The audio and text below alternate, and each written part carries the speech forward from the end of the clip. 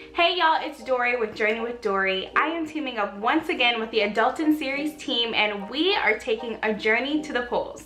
On today's episode, we're chatting with Kayra Montague, an activist based in Atlanta, Georgia. Kayra, welcome to the show. Hey, hello. So tell me, are you a first-time voter or have you voted before? This is actually my second time voting. All right, and how's that process been? Intimidating, easy? I felt like a big girl, I'm not gonna lie. Yes. Dang, I just voted a sticker. That sticker is everything. But this year when I went, I don't know how I felt, honestly. I feel like voting has been beat into everyone's head. It's just okay, let me hurry up and get it over with. Mm-hmm. Versus before, I was excited, and this time I was just like, ooh, child, let me hurry up, because y'all get on my nerves. So what has it been like living in Atlanta? Are your friends talking about voting? Are your peers talking about the election at all? Ooh, child, if my friends and my peers are talking about voting, then we not friends. Period, poo. No, but seriously, the people that know me know that I don't play about stuff like that. So that's the only conversation we have. So y'all have talked about voting plans. Like, it sounds like you already had it mapped out that you were going to go to this new arena, but everybody in your circle knew how they were going to get and cast their ballot. So we actually went there together. So me and my friends met there at got there around 8 in the morning, right when they opened, and went, voted, and we went to breakfast and called it a day. So why was it important for you to cast a ballot? It's important to me because I understand that there were once people that could not do it, and they gave their life for me to do it. That is why I do it. Your mayor is Keisha Lance Bottom. She's a Black woman as mayor. What do you believe the responsibility is for Black women in politics? I've gotten negative and positive feedback because I have spoken out against the mayor on multiple occasions, but I did that because I feel like there's two jobs that every Black politician has to do. They have to do their job. So as mayor, it is your job to be the mayor of Atlanta, but it is also your job to do everything in your power to advance the Black community. Who are you voting for in this election? I definitely voted Democrat. Okay. Although, and if the Democrats win, that's Joe Biden and Kamala Harris. Right. What is your hope for Kamala Harris when she steps into office? What would you like to see from her? I would just like for her to remember that she's Black. So in any way that she could do that, it would just be appreciated. Because at this point, it's like, when you have expectations, you usually get let down. So I'm not really expecting too much. I'm not really hoping for too much. I'm not really confident. I don't have any excitement at all regarding whichever party wins. I just hope that in the 4 years, if they are blessed to become the next president, Black people get something out of it. Something that comes with longevity. You're gonna have to fight tooth and nail to get this reversed. How we gotta fight tooth and nail to get some of these police convicted. You won't have to fight tooth and nail to get whatever is put in place for Black people. You're gonna have to get that. So you talked about her being Black first and remembering that when she's in office that Kamala Harris is Black first. What does that mean to you? I would say it means kind of relaxing on playing the game. Because I do understand it's all a game and got a policy, blah, blah, blah, and you're first Black woman elect that could possibly be the vice president. I get all of that. I feel like we've been playing the game long enough. We've been playing the game long enough. Obama got in there and he played the game. For our viewers who might not know, what do you mean by playing the game? Break that down for us. I was gonna say how you act when your parents are around, but y'all don't really be straightening up when y'all parents come around, so I don't really know. We was raised differently, you know what I'm saying? When you around your friends, you sit like this. When your parents come, you sit like this. So that's what I mean.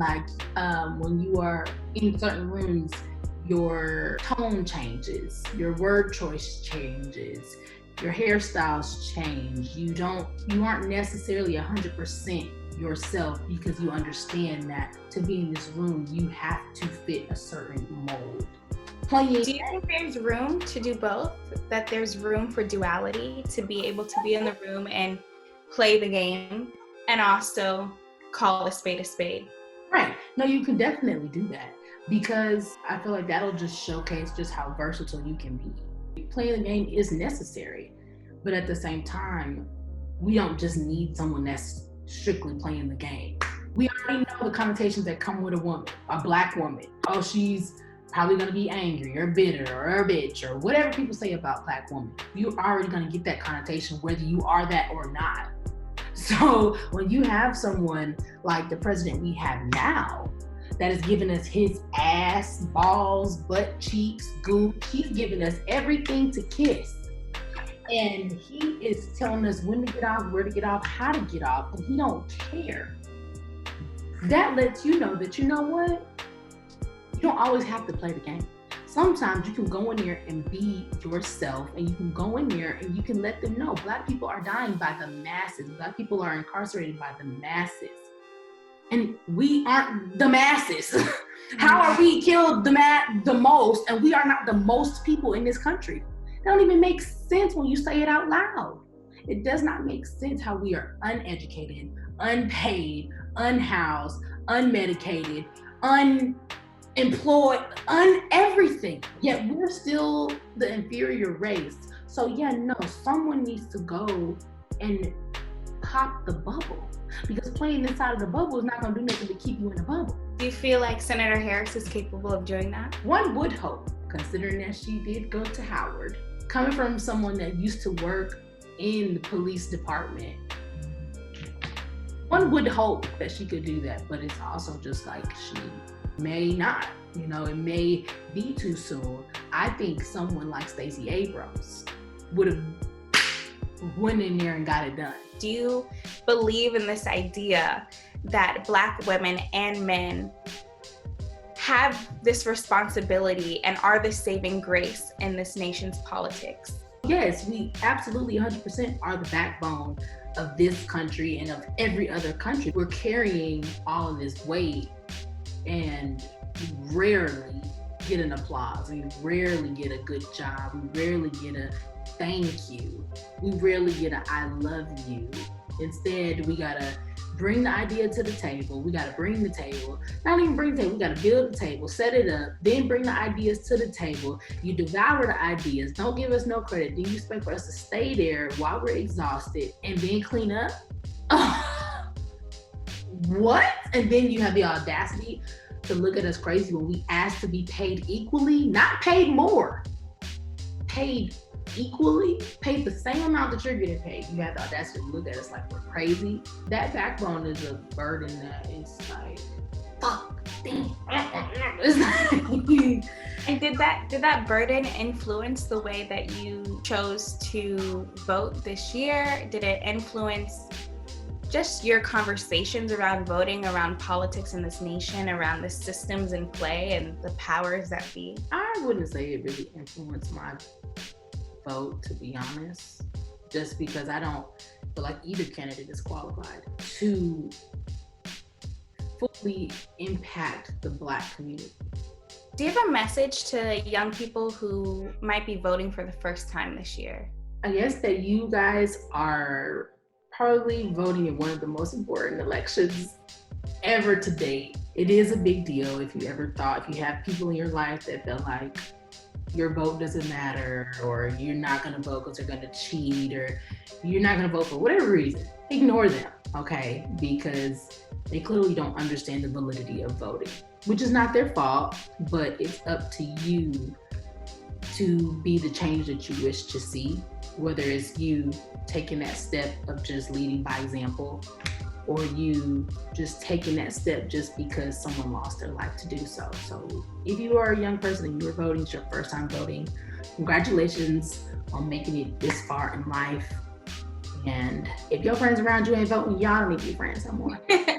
And she said, period. Period, poo. Like, that's just it. Birds of a feather flock together at the polls. Flying to the polls. Well, thank you for joining us, Cree. You have some teachable moments. You had some quotable moments. You dropped so many gems. And so we were just so lucky to have you for such an insightful conversation. Folks, if you want to learn more about Cree, I'm going to let her drop all her info. Yay, this was amazing. Thank you all so much for having me. As she said, if you want to keep up with me, it's at Questions with Cree. That's Questions with QRI. If you would like a Question Everything shirt, that's me creating conversation through questioning everything. Well, that wraps up this episode of Journey to the Polls. Thank you guys again so much for joining us. Your voice matters, your vote matters. So if you can, get out there and vote. On behalf of the Adultin Series team, I'm Journey with Dory. We are signing off.